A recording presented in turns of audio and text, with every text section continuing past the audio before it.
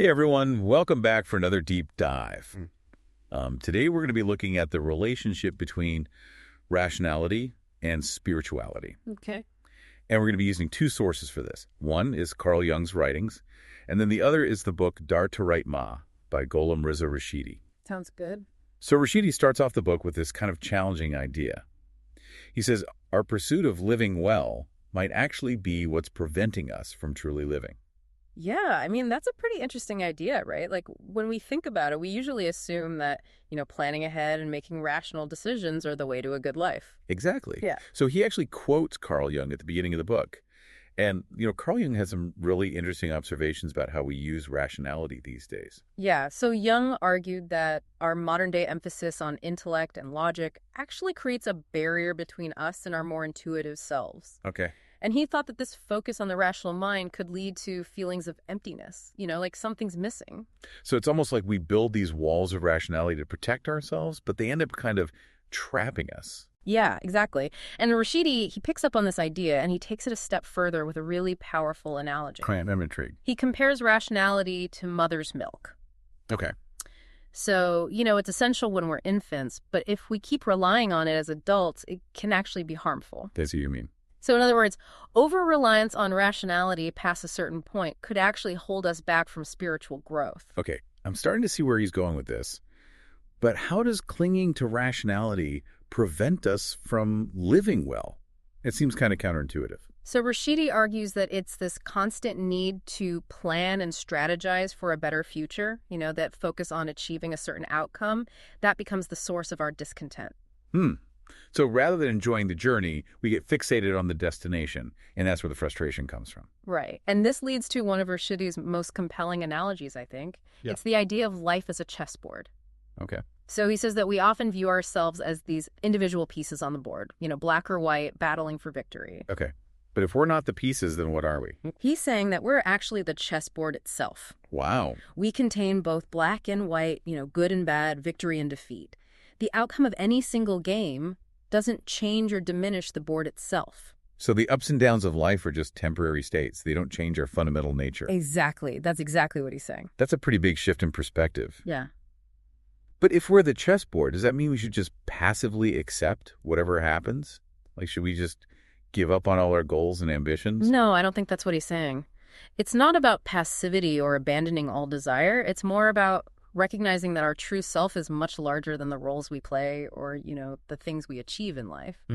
And this realization, Rashidi says, allows for a different kind of perception, what he calls a more fluid or spiritual perception. Okay, so how does this spiritual perception work? How is it different from our normal way of seeing the world?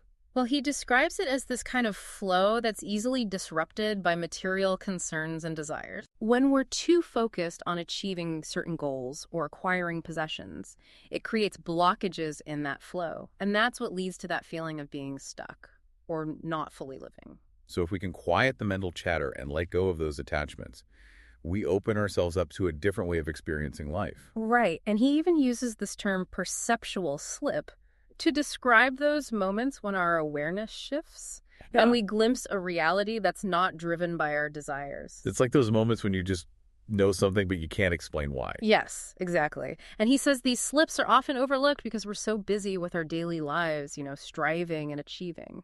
But Rashidi doesn't suggest we completely abandon all desires, right? Yeah. He makes a distinction between different types of desires. He does. He differentiates between what he calls trivial desires and great desires. Okay, so what's the difference? Well, trivial desires come from our ego and a sense of lack.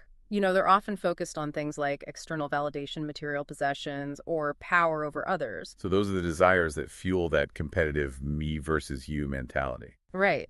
And those kinds of desires often lead to feelings of separation and scarcity. Like there's only so much to go around. Right.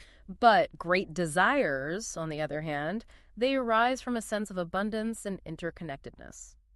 Can you give me an example? What does a great desire look like? Sure. He uses the example of sharing music.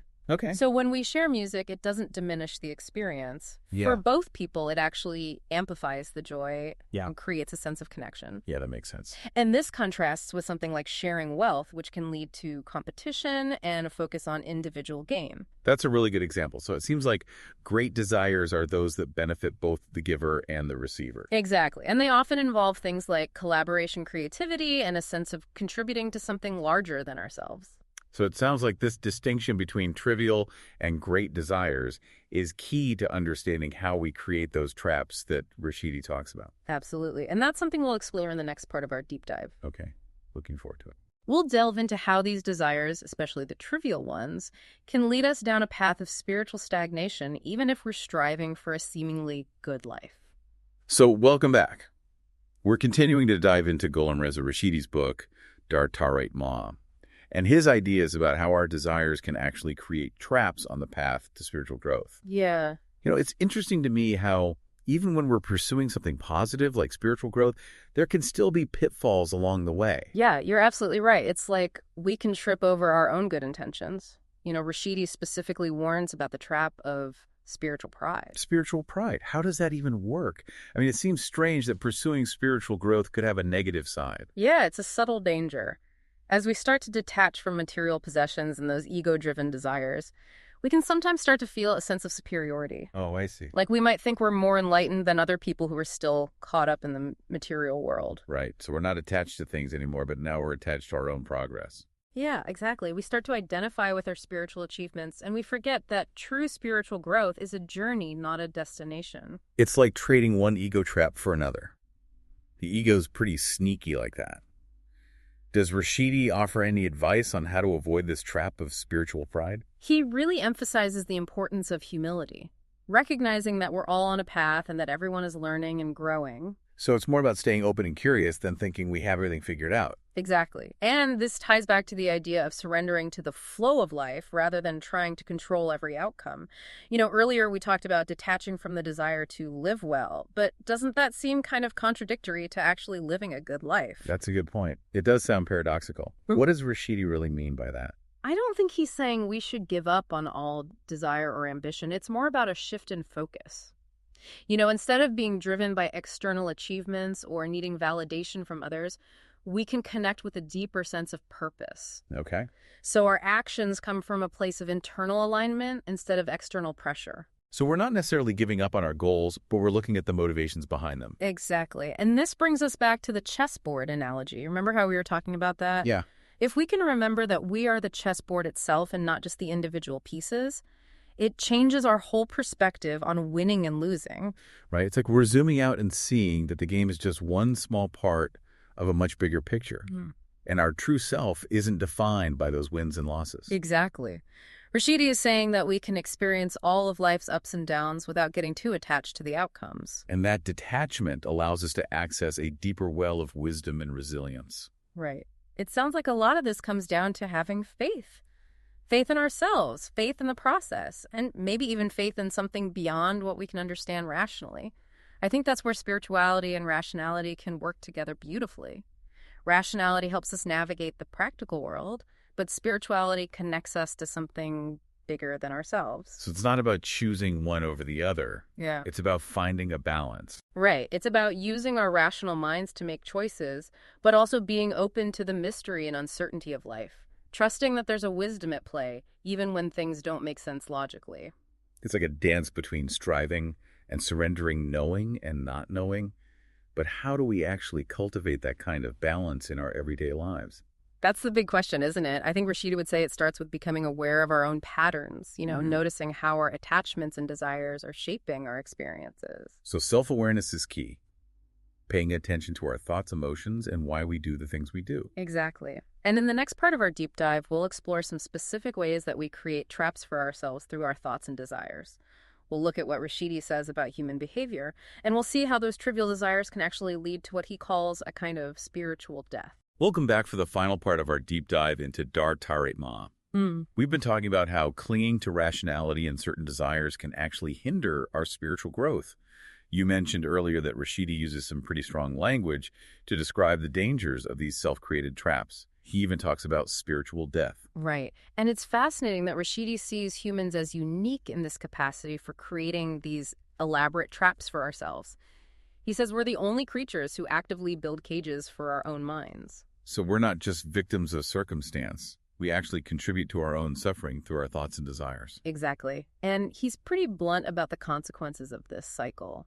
He calls it a kind of gradual death on the spiritual path. Gradual death sounds pretty dramatic. Is he talking about a literal death, or is it more of a metaphor? It's a metaphor, but it's a powerful one. He's referring to the way our attachments, the constant striving for external validation and possessions can lead to this feeling of emptiness.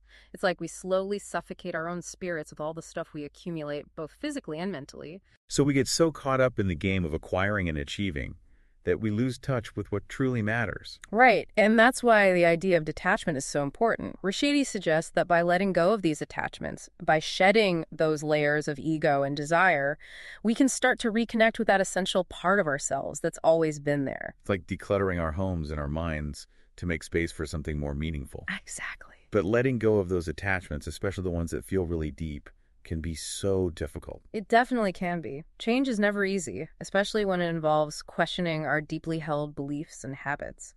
But, Rashidi offers a glimpse of what's possible on the other side of that letting go. Okay, so what kind of transformation are we talking about? He describes the state of profound alignment and ease. It's like the universe starts working with you instead of against you when you've truly detached from those material and ego-driven pursuits. So it's not about actively trying to manipulate your life. It's more about aligning your intentions with the natural flow of things. Right.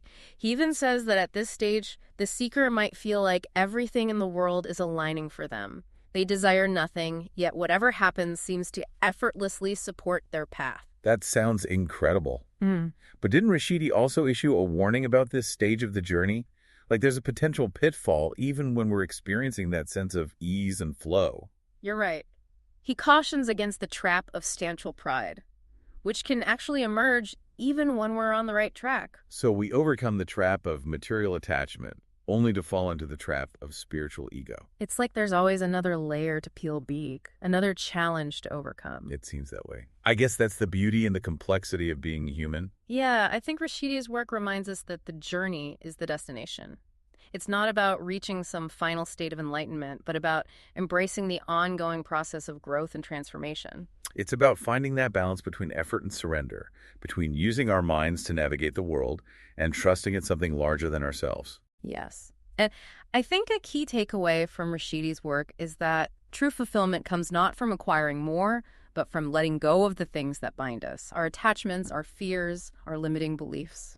Well, this has been a really thought-provoking deep dive. It's given me a lot to think about, especially that idea that we're not just the pieces on the chessboard, but the board itself. And for our listeners, we'll leave you with this question to ponder. If we are the very ground upon which life unfolds, as Rashidi suggests, what possibilities might that open up for you? How could this shift in perspective change the way you approach life's challenges and opportunities? Until next time, keep exploring, keep questioning,